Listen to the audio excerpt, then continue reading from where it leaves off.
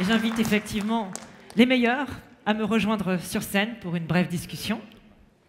Bienvenue, merci d'être avec nous. Bonjour. Alors, je les représente au cas où, bien sûr. Guillaume Tissier, directeur général du Forum InCyber, et Jean-Noël de Galzin, qui est président et fondateur d'Exatrust. Merci d'être à nos côtés cet après-midi. Alors, je vais commencer par cette question très simple. Guillaume Tissier, pour vous, aujourd'hui, vous avez décidé de placer cette 17e édition du Forum 2025 sous le signe de la confiance, alors qu'on semble plutôt être rentré dans une ère de méfiance. Pourquoi avoir choisi ce thème ? Bonjour à tous, déjà ravi de vous retrouver pour cette 17e édition. Alors pourquoi on a choisi ce thème ? Effectivement, comme le disait le général, quand on parle beaucoup d'un sujet, c'est qu'en général, on a une difficulté sur ce même sujet. Je crois que la première raison, c'est le fait qu'on voit bien que la cybersécurité finalement est un moyen, et qu'on parle beaucoup des moyens, mais c'est bien de parler de l'objectif. Et l'objectif, c'est quoi ? L'objectif, c'est de créer de la confiance. La cybersécurité est l'une des conditions de la confiance. Confiance à la fois dans les technologies numériques, mais surtout confiance par les technologies numériques. Et ça, c'est absolument essentiel, c'est-à-dire que la place aujourd'hui du numérique fait qu'on a besoin de créer de la confiance supplémentaire via ces technologies. La deuxième raison, c'est qu'on est dans un monde qui est finalement un monde de plus en plus transactionnel. Là où dans un monde relationnel, le monde qu'on connaissait avant, finalement, une poignée de main, un ressenti, une émotion suffisait à créer de la confiance. Aujourd'hui, c'est beaucoup plus compliqué dans ce monde transactionnel. Et donc, l'idée, c'est de passer d'une confiance implicite à une confiance explicite. C'est le modèle Zero Trust. C'est le fait de pouvoir objectiver quelque part la confiance. Troisième raison, c'est que la confiance, finalement, va plus loin que la cybersécurité. Je disais que la cybersécurité est une condition de la confiance, mais cette notion va beaucoup plus loin. Un ancien directeur général de l'ANSSI, qui est peut-être dans la salle, disait il y a quelques années que la confiance, finalement, c'était ce qui restait une fois qu'on avait épuisé toutes les mesures techniques de cybersécurité. Et je pense qu'effectivement, aujourd'hui, le sujet, c'est au-delà des mesures techniques, comment, à travers des mesures qui sont également des mesures d'ordre juridique, comment, à partir de l'analyse de contexte, eh bien, on peut objectiver justement quelque chose qui est compliqué à rendre implicite et qui va au-delà finalement de la cybersécurité. Et ça, c'est le Zero Trust, c'est l'analyse contextuelle. C'est le fait qu'en regroupant beaucoup d'informations, eh bien, on va pouvoir s'assurer, dans la limite du possible, il y a toujours une part d'incertitude, mais que la personne qui est en face de nous est bien celle qu'elle prétend être, ou que l'objet est bien celui qu'il prétend être. Et puis quatrième raison, c'est aussi, alors là pour le coup un élément contextuel, c'est le contexte géopolitique. Alors on a choisi le sujet un peu avant les dernières évolutions politiques outre-Atlantique. Néanmoins on voit bien qu'on est dans un moment un peu particulier, la confiance s'érode, où le monde se fracture. Le numérique se fracture également, il n'est que le reflet finalement de l'espace physique. Et cette confiance finalement c'est la confiance des États entre eux, c'est la confiance des citoyens dans leurs élites, c'est la confiance aussi dans l'information, la confiance qu'on peut avoir en nous-mêmes, etc., etc. Et la confiance aussi qu'on peut avoir dans nos alliés, dans nos partenaires. Donc on est à ce moment un peu charnière où on va devoir effectivement un peu recomposer nos alliances quelque part. Et on trouvait que ce thème était particulièrement adapté cette année.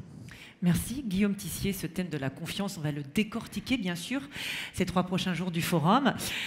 Jean-Noël de Galzin, maintenant, la confiance est bien sûr votre cœur de métier chez Exatrust. Chez vous, quelle est votre approche du sujet ? Est-ce qu'elle est la même ? Est-ce que vous partagez cette idée qu'il n'y a pas de confiance sans cybersécurité ? Oui, alors merci de cette nouvelle édition. On est ravis évidemment d'être ici. La confiance, ça commence par savoir à qui on a affaire. Et je pense que on tient particulièrement à être présent Exatrust au plus près du Forum InCyber et de la communauté européenne de la cyber et du cloud, et pour incarner ce que c'est que la cybersécurité française, européenne, et je l'espère, inspirer confiance. Ça commence par ça. Ensuite, la confiance, c'est la confiance en nous-mêmes. En fait, j'ai entendu récemment, peut-être l'avez-vous vu, lors d'une émission qui avait lieu sur France 5, avec donc Nicolas Dufour, le président directeur général de BPI France, qui nous disait « Le digital américain possède l'Europe totalement. le cloud, le software. Il ne faut pas imaginer qu'on va faire un cloud européen demain. C'est impossible. La bataille est d'ores et déjà perdue. Alors moi, je voudrais dire, ayez confiance. La bataille, elle commence. On est au début et la bataille n'est pas perdue. Et il faut avoir confiance en nous. Il faut avoir confiance en votre industrie parce que nous sommes réunis, Exatrust, pour montrer un visage de l'industrie. Il y a d'autres Exatrust dans d'autres pays et il faut avoir confiance dans son industrie. Ensuite, il y a un deuxième point qui me paraît très important, c'est la confiance dans notre modèle. Notre modèle, ça commence évidemment par le bouclier européen qui a été inspiré et mené dans sa mise en place par Thierry Breton, et nous sommes en plein dedans avec toutes les réglementations, je ne vais pas rentrer dans le détail, c'est élever le niveau de résilience sur lequel effectivement la cyber va jouer un rôle clé. Il va falloir, grâce à la cybersécurité, élever le niveau général de résilience dans toute l'Europe. Et chez nos partenaires africains, nos partenaires au Moyen-Orient, partout où les nations veulent être indépendantes. Notre confiance, elle repose évidemment aussi sur notre capacité à protéger et à garder nos données, à les valoriser. Et donc, d'où l'importance de s'accrocher à l'idée d'un cloud de confiance, d'un cloud souverain, parce qu'il y a de la place pour un cloud souverain. Enfin, c'est confiance dans notre modèle économique. Comment peut-on croire que le modèle d'aujourd'hui est encore soutenable? Voilà, donc nous, ce qu'on veut, c'est mobiliser tout le monde autour de cette idée de la confiance, et on a une contribution, on arrive au FIC avec une contribution. Alors, on reviendra demain sur Zero Trust, on va présenter un livre blanc sur Zero Trust, qui est l'idée d'incarner Zero Trust, mais on vient avec un nouveau service qui s'appelle l'Exadiag, et cet Exadiag, c'est un service cyber en ligne qu'on a fabriqué avec des membres d'Exatrust, avec l'aide de consultants, et pour mettre au service de toutes les PME, de toutes les collectivités locales, de tous ceux qui ont besoin de s'équiper, un outil facile à utiliser qui permet de faire un premier diagnostic cyber en moins de 30 minutes et ensuite de se voir recommander des solutions qui vont répondre à son besoin. Donc nous sommes là pour aider à mettre le pied à l'étrier. Merci beaucoup Jean-Noël de Galzin. Alors, le général évoquait dans son discours d'ouverture la convivialité du forum, et vous évoquiez un petit peu plus tôt l'identité. Savoir à qui on a affaire, c'est important en effet. Alors justement, le forum, c'est l'endroit, je dirais, parfait pour rencontrer tous les acteurs de l'écosystème cyber. Alors, justement, dites-nous-en un petit peu plus sur la mission du forum en ce sens et comment le forum peut renforcer la confiance. Je dirais que le forum, c'est un outil au même titre que les organisations professionnelles, que les autres événements. On contribue quelque part à créer du lien. Alors c'est du lien opérationnel, ça c'est un point important, c'est les échanges entre pairs. On a par exemple des réunions, alors il y a la partie publique, mais il y a aussi beaucoup de réunions un peu restreintes, qui réunissent par exemple cette semaine à Lille, pendant le forum, les CISO du domaine de la distribution, qui a été particulièrement touché par les grandes fuites de données, on le sait, ces derniers mois. Vous avez aussi un événement comme le Web3 Security Summit qui va réunir les spécialistes du Web3, donc toutes ces technologies, blockchain, smart contract et autres, et de la cybersécurité, deux mondes qui se parlent finalement assez peu malheureusement, et qu'il faut pourtant marier justement pour créer de la confiance. C'est du lien académique entre les instituts de recherche. On a un magnifique pavillon en recherche avec l'INRIA, le CNRS, le CEA. C'est du lien en matière de compétences, avec une compétition qui s'appelle la European Cyber Cup. 250 personnes qui s'affrontent sur 2 jours dans des épreuves de cybersécurité. C'est du lien investissement aussi. On avait aujourd'hui Invest in Cyber, qui est un événement dédié aux fonds d'investissement, aux banquiers d'affaires, aux accélérateurs, autres éléments essentiels. Et puis c'est bien sûr du lien business. Et le sujet, c'est qu'on a aujourd'hui en Europe des marchés qui sont très fragmentés encore. Et donc c'est tout le défi pour nous de l'internationalisation du forum, qui consiste à faire se rencontrer ici des offreurs et des acheteurs de différents pays, pas qu'européens, mais notamment européens, puisque ces écosystèmes, comme je le disais, sont assez fragmentés, avec aussi cette idée maintenant d'exporter le forum en Europe, en reprenant les mêmes recettes, mais en les enracinant localement. Forum au Canada, on y est depuis 4 ans, avec une prochaine édition en octobre. Forum aux États-Unis, première édition à San Antonio, au Texas, 17 et 18 juin 2025. Et puis, on l'annonce aujourd'hui, en tout cas sur ce forum, une édition au Japon, 3 et 4 décembre 2025, avec cette idée que ces recettes qui consistent à réunir un écosystème public-privé, l'ensemble des acteurs autour de ce sujet, avec un salon et un forum, voilà, permet de créer du lien et de renforcer quelque part la confiance, essentielle pour lutter contre l'asymétrie, asymétrie qu'on constate entre les attaquants et les défenseurs. On a des attaquants qui coopèrent. Si on ne coopère pas, nous, vous, les défenseurs, forcément, on a un problème. Voilà, c'est un peu l'objectif. Alors, le général l'évoquait, mais vous l'avez fait également, c'est l'importance de ces mots récurrents et du vocabulaire de la sémantique. Et ce qu'on entend, et je l'entendais particulièrement dans votre discours, Jean-Noël de Galzin, c'est un vocabulaire beaucoup plus guerrier qu'auparavant. D'ailleurs, le président de la République a évoqué il y a quelques jours le besoin de mettre en place une économie de guerre. Qu'est-ce que ça implique pour vous, de votre côté, et notamment en termes de politique industrielle, et quel rôle dans la cybersécurité pour tout cela ? Alors je pense que c'est une question qui est très sérieuse. On n'est pas parti pour faire la guerre, on est parti pour faire un effort de guerre. Alors évidemment, je pense que d'abord je parlais du modèle économique autour de notre industrie. On parle de politique industrielle, on parle de faire un effort supplémentaire.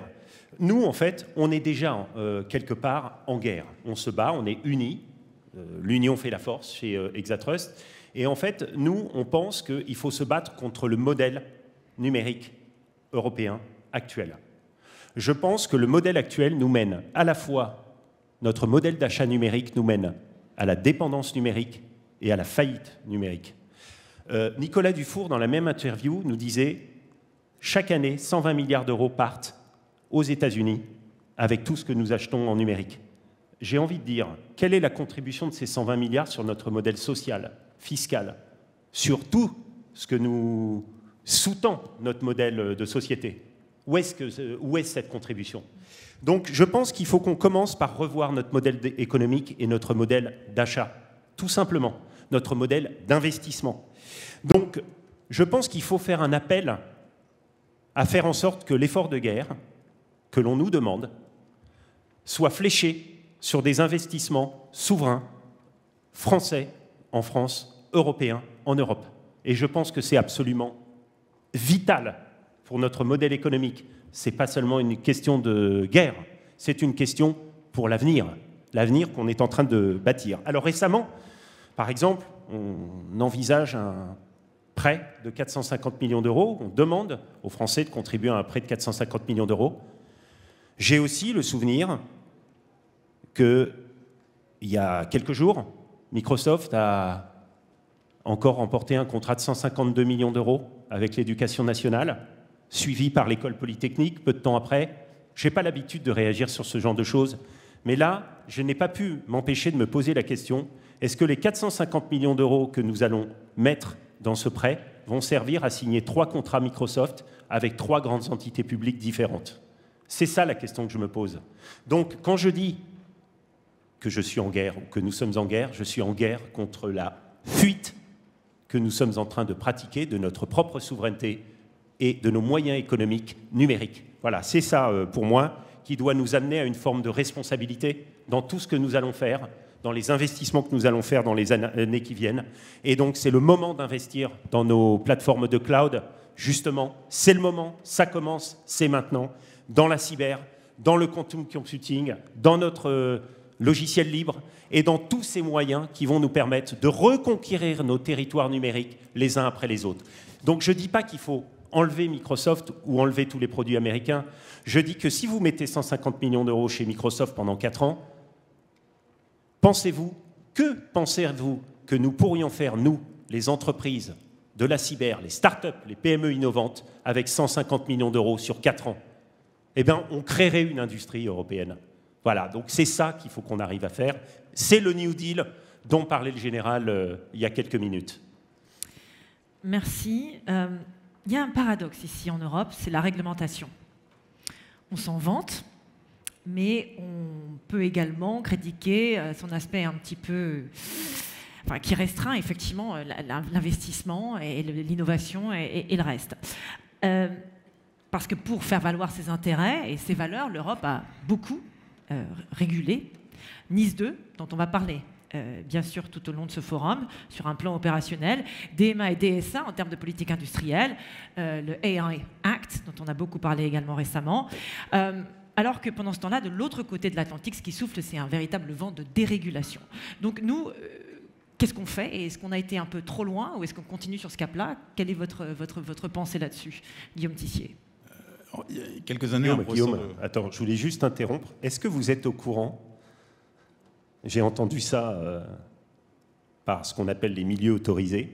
J'ai entendu dire que la Maison-Blanche, que Donald Trump préparait un dispositif pour augmenter le coût de tous les services numériques américains de 25% si l'Europe refusait d'arrêter le RGPD. Est-ce que vous êtes au courant de ça? Est-ce que la salle est au courant de ça? Alors ça, c'est mon poisson d'avril. Ok, on est le 1er avril. On ne sait plus à quoi ça tombe. Ok, excellent. C'est mon poisson d'avril. Mais est-ce que, bravo, oui, est-ce que vous n'avez pas pensé que c'était quelque chose quelque part qui pouvait arriver? Absolument, bien sûr. C'est la question. Moi là-dessus, il y a quelques années, un professeur de droit américain disait « Code is law ». Le code fait la loi. Certes, mais en même temps, qui vote? Et donc, je pense que la loi doit aussi encadrer le code quelque part. Et je suis convaincu qu'on a affaire à un espace qui est certes géré par des acteurs privés, mais qui est devenu un espace public. Et donc, on ne peut pas avoir une gouvernance qui soit purement technicienne ou purement marchande de cet espace. Donc, il faut de la régulation. Il faut de la régulation pour préserver nos valeurs, pour préserver nos intérêts aussi. Ce deuxième point est également très clé, et on a un peu tendance à l'oublier. Alors, est-ce qu'on a été trop loin? C'est sans doute dans la façon de les appliquer, ces normes, c'est sans doute dans la façon de les créer. Il est faux de penser que les États-Unis dérégulent tout. Sur le domaine de la cybersécurité, ils n'ont pas du tout... alors, certes, il y a le AI Safety Act qui a été abrogé, mais il y a plein de réglementations qui existent. Demain, on aura Joe Sullivan, qui est l'un des ciseaux américains importants, qui a été ciseau de Uber et de Facebook, qui a été condamné donc, pour des fuites de données. Il y a des entreprises qui sont condamnées également. Donc, il est faux de dire qu'il n'y a pas de régulation sur ces sujets-là. Il y a simplement une façon différente de réguler aux États-Unis. Donc, je pense que oui, on doit débureaucratiser, simplifier, ne pas empiler les normes. Et effectivement, NIS 2, c'est un formidable levier, mais NIS 2, quand vous êtes une entreprise qui est présente sur l'ensemble des pays européens, avoir des divergences ou des différences de transposition dans les pays, ça va être compliqué à gérer. Donc il faut aujourd'hui, je pense, préserver ce capital réglementaire que l'Europe a mis en place, notamment sur la politique industrielle, et ne pas céder. D'ailleurs, s'il y a du lobbying de ces acteurs à Bruxelles, c'est que c'est efficace, c'est que ça porte ses fruits. Donc il ne faut pas jeter le bébé avec l'eau du bain. Voilà, faut améliorer les choses, sans doute, mais il ne faut pas tout mettre au panier sous prétexte que ce vent de la dérégulation souffle. Alors, il nous reste encore quelques minutes pour aborder d'autres questions avant d'accueillir notre nouvel invité. Rapidement, Jean-Noël de Galzin, vous l'avez évoqué, l'Europe aspire à une certaine autonomie stratégique et technologique aussi, bien sûr. Mais concrètement, on met ça en place comment? Est-ce que l'Europe a les moyens de maîtriser son indépendance, pardon, un lapsus très révélateur, sa dépendance technologique, alors que les chaînes de valeur sont très mondialisées? Oui, c'est vrai. Et ce qu'il faut dire aussi, c'est que beaucoup de technologies européennes, beaucoup de technologies qui viennent de nos laboratoires de recherche ou de nos startups sont utilisées pour ce faire, notamment dans l'intelligence artificielle, qui en est un exemple parfaitement symbolique. Alors c'est vrai qu'on achète l'essentiel de nos produits numériques à nos alliés, nos partenaires américains. C'est vrai, on achète 80% de nos solutions en dehors extra-européennes, en Europe. C'est beaucoup, en fait. Et moi, ce que je voudrais dire, et si vous devez retenir une chose, comment est-ce qu'on construit la souveraineté européenne? Je vais laisser des gens beaucoup plus brillants que moi s'exprimer sur ce sujet-là. Mais ce dont je suis persuadé, c'est ce que je dis. J'étais la semaine dernière à la remise des diplômes de l'ESIEA en tant que parrain de la promotion. Et je leur ai dit une chose très simple.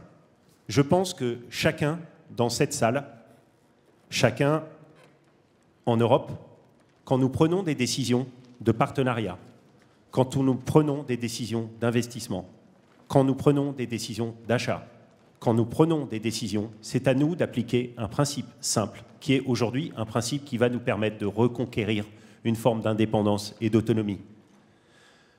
Faisons varier nos choix, diversifions nos investissements et nos achats, on va dire, maîtrisons ou contrôlons notre niveau de dépendance. Est-il acceptable qu'un logiciel qui aujourd'hui est le leader dans les hyperscalers, racheté par une autre entreprise ou un fonds d'investissement, augmente du jour au lendemain les prix d'une manière telle qu'il met en péril toute une industrie du cloud, de l'hébergement de données, parce qu'on n'a pas d'alternative ou on ne sait pas où elles sont? Est-ce normal à l'heure où nous parlons? Donc je pense que cette idée de la souveraineté, nous allons tous la reconstruire par les décisions individuelles que nous allons prendre dans tout ce que nous faisons. Et nous allons les construire ensemble. Nous, l'Hexadiag, nous l'avons construit pour amener la cybersécurité dans toutes les filières. Que ce soit les industries de sécurité, les solutions numériques de confiance, d'autres filières industrielles, d'autres filières de services. Nous sommes là pour faire en sorte que la cyber, ça soit facile, ça soit utile, ça contribue à l'amélioration de l'autonomie et du business de chacun. Et donc, nous voulons la rendre lisible et accessible pour tous. C'est notre contribution aussi à une autonomie européenne en matière de cyber et de numérique. Et on en reparle demain, bien entendu, avec de plaisir. tout ça, avec vous, Jean-Noël de Galzin. Guillaume Tissier, pour conclure très rapidement, vous avez mené avec l'ECA, le European Champions Alliance, une cartographie des 800 éditeurs européens de cybersécurité. On a, pour éviter quand même de faire trop de European bashing, on a un écosystème très innovant et foisonnant. Alors, qu'est-ce qui nous manque vraiment, là, concrètement, pour avoir de grands champions nationaux et européens? Alors, on a un écosystème qui est effectivement foisonnant, diversifié, couvrant tous les segments, ça c'est un point essentiel. Ce qui nous manque en fait, c'est ensuite les marchés, et notamment ce fameux marché européen, qui est quand même très théorique. C'est pas facile de vendre d'un côté à l'autre de nos frontières européennes. Donc le premier point, c'est l'export européen. Le deuxième point, c'est le grand export. Il faut arrêter de penser qu'il n'y a que les sociétés américaines qui puissent faire du global. Les boîtes européennes peuvent aussi se présenter comme des sociétés globales, mondiales. On a un complexe là-dessus qui n'a pas de raison d'être. C'est l'interopérabilité de nos solutions. Il faut aussi se rendre interopérable avec des écosystèmes et ne pas avoir peur. Alors, ce n'est pas de la compromission, c'est tout simplement du pragmatisme. On sait bien que nos ciseaux sont en recherche de plateformisation, de rationalisation, et donc il est absolument essentiel de consolider progressivement nos solutions. Et puis c'est bien sûr le levier de l'investissement, qui est un point essentiel, et la commande publique, mais Jean-Noël, tu en as parlé. Donc voilà quelques conditions, je pense, pour que nos pépites grossissent. Rapidement, l'union fait la force, on en reparle demain aussi. L'union fait la force, il y a 150 000 entreprises à équiper en Europe. Prenons les bonnes décisions et construisons un gigantesque partenariat public-privé pour notre bien-être, notre futur et notre souveraineté européenne. Voilà. En tous les cas, retrouvez-nous Exatrust aussi sur le stand, parce que nous, comme vous l'avez compris, on pense que pour grandir, on a besoin de nos clients et de nos marchés. À bon entendeur. Merci beaucoup. Merci à tous les deux, Guillaume Tissier et Jean-Noël de Galzin. Merci à vous.